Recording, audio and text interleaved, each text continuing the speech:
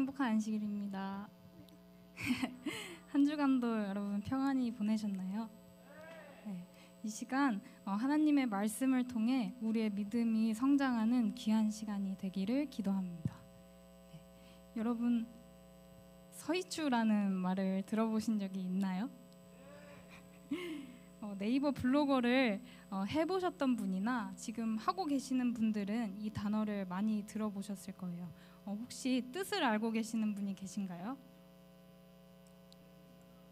네, 맞습니다.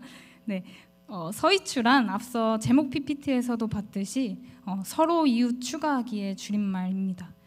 네이버 블로그에 있는 기능 중 하나입니다. 블로그에 글을 포스팅할 때 글을 올리는 사람이 공개 범위를 4가지 설정해서 올릴 수 있습니다. 모두에게 공개하기, 이웃에게 공개하기, 서로 이웃이 된 사람에게만 공개하기, 비공개, 이렇게 4가지 범위 중 하나를 골라서 포스팅할 수 있는데요. 모두에게 공개할 수 있는 이야기부터 나만 알고 싶고 나와 가까운 사람에게만 나누고 싶은 이야기까지 그 범위를 나눠서 글을 올리는 것입니다.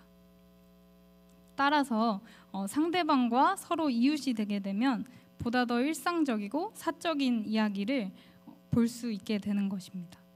서로의 관계가 보다 더 깊은 관계로의 발전이 이루어지는 것이죠. 서로 이웃 추가하기 뿐만이 아니라 인스타그램 비공개 부계정, 카카오톡 멀티 프로필 등 다양한 인터넷상에서의 기능을 보게 되면 요즘 사회가 관계의 정도를 구분짓고 중요시하는 그런 모습들을 발견할 수 있습니다. 이런 세상 속에서 살아가는 그리스도인들에게 하나님께서는 어떤 말씀을 해주시고 싶어 하실까요? 네, 오늘은 서로 이웃 추가하기라는 제목으로 여러분과 함께 말씀의 은혜를 나누고자 합니다. 오늘 본문은 야고보서 2장 14절부터 17절의 말씀입니다. 하나님의 말씀 야고보서 2장 14절부터 17절의 말씀입니다. 제가 읽겠습니다. 내 형제들아, 만일 사람이 믿음이 있노라 하고 행함이 없으면 무슨 유익이 있으리요? 그 믿음이 능히 자기를 구원하겠느냐? 만일 형제나 자매가 헐벗고 일용할 양식이 없는데 너희 중에 누구든지 그에게 이르되 평안히 가라, 덥게 하라, 배부르게 하라 하며 그 몸에 쓸 것을 주지 아니하면 무슨 유익이 있으리요? 이와 같이 행함이 없는 믿음은 그 자체가 죽은 것이라. 여러분, 이 본문을 보면서 뭔가 이상한 점을 발견하신 분 계신가요? 네. 본문을 보게 되면 조금 이상한 것이 제 눈에는 보였습니다. 제가 천천히 다시 한번 읽어보겠습니다. 14절, 내 형제들아, 만일 사람이 믿음이 있노라 하고 행함이 없으면 무슨 유익이 있으리요? 그 믿음이 능히 자기를 구원하겠느냐? 분명 14절에서는 자기를 구원하는 행해지는 믿음에 대한 이야기를 하고 있었습니다. 근데 이어지는 15절, 16절에서는 내가 아니라 죄다 형제 자매를 향한 행해지는 믿음에 대한 이야기만 있는 것입니다. 네. 최근에 제가 유튜브에서 인상 깊게 시청한 영상을 소개해드리고 싶어요.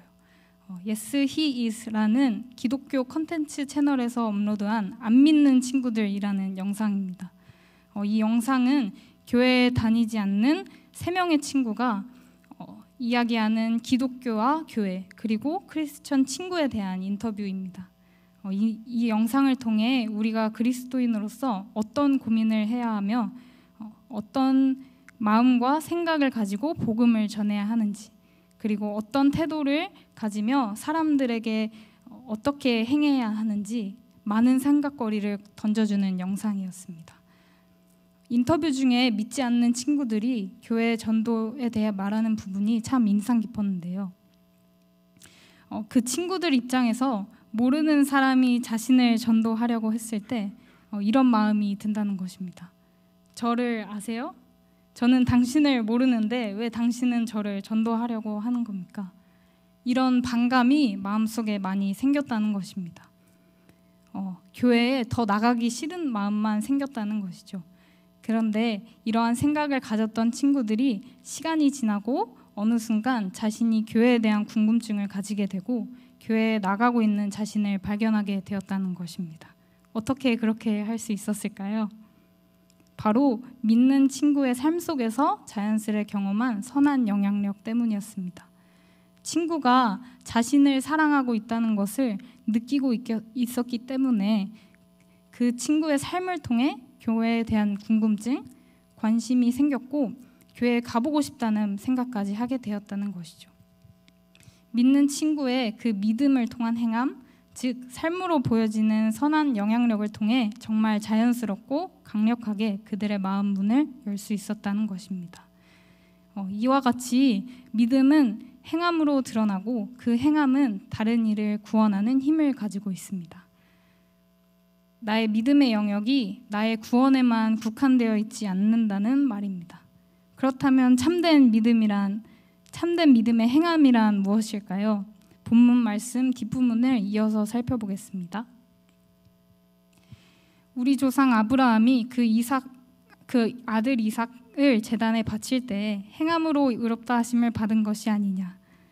기생 라합이 사자들을 접대하여 다른 길로 나가게 할 때에 행함으로 의롭다 하심을 받은 것이 아니냐. 영혼 없는 몸은 죽은 것 같이 행함이 없는 믿음은 죽은 것이라.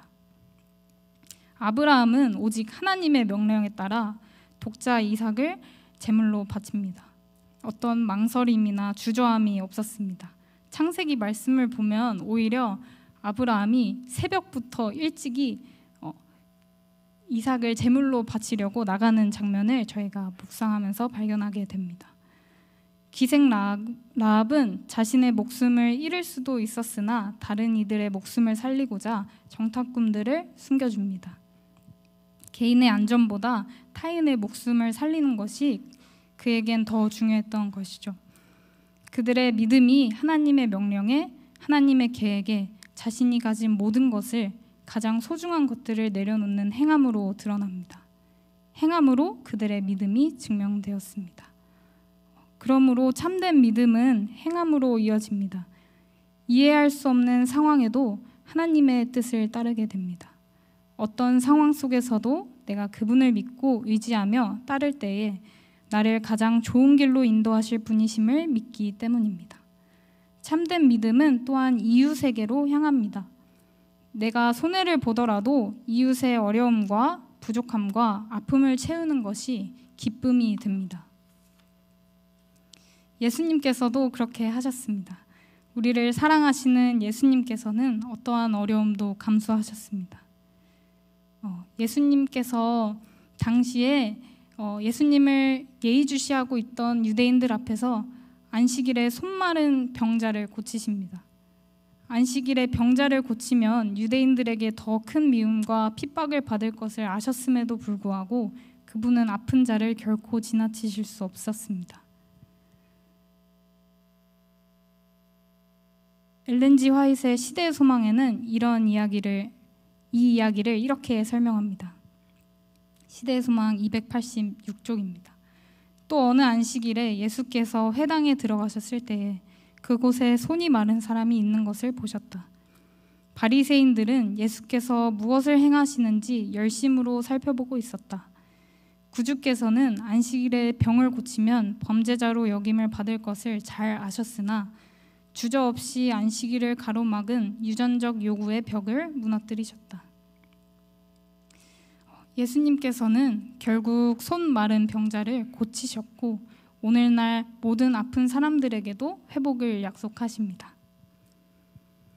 그리스도께서는 십자가를 지심으로 그 약속을 증거하셨습니다.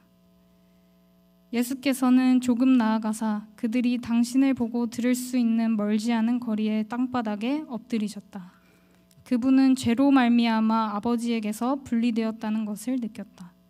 그 시면은 매우 넓고 매우 검고 매우 깊었으므로 그분의 심령은 그 앞에 떨고 있었다.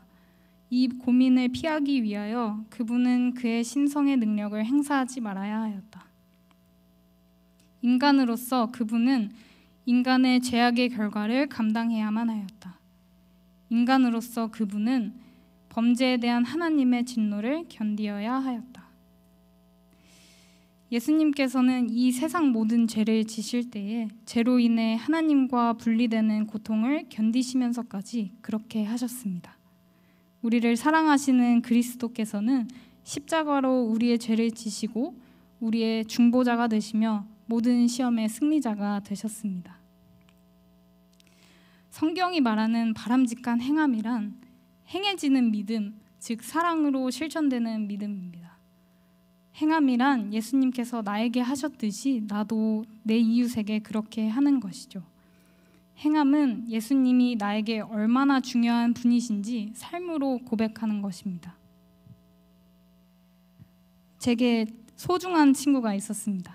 제가 정말 아끼는 친구였고 오랜만에 만날 기회가 생겨서 기쁜 마음으로 친구를 만나러 갔습니다. 그런데 그 친구가 저에게 충격적인 이야기를 해주었습니다.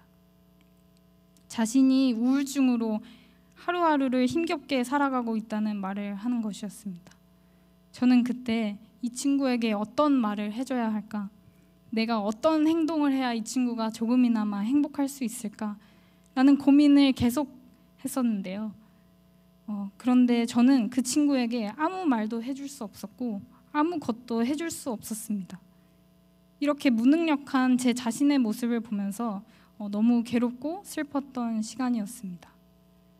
결국 헤어질 때까지 아무것도 해주지 못했었는데 그 친구가 저에게 이런 말을 해줬습니다. 너와 함께 있는 것만으로도 나에겐 큰 힘이 되었어. 저는 그냥 가만히 옆에 있어주기만 했는데 친구에게 힘이 되었다는 말이 저에게 큰 울림을 주었습니다. 이웃이 되어준다는 건 우리가 어떤 대단한 일을 해야 하는 것만은 아닌 것 같습니다. 그냥 옆에 있어주는 것만으로도 우리는 좋은 이웃이 될 수 있습니다. 넘어진 누군가의 삶을 다시 일어서게 해줄 수 있습니다.